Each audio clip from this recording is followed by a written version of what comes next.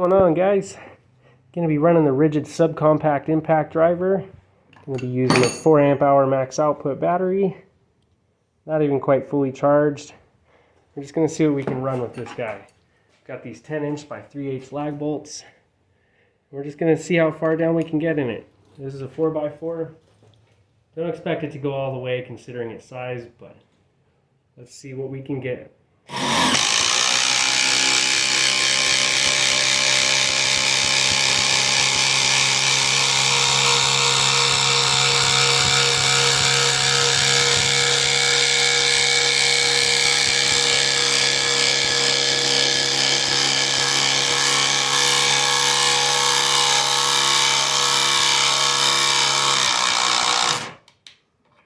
Look at that.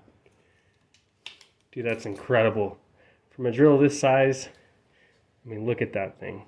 It's tiny. Tiny compared to my hand. And it just sank that shy of about an inch.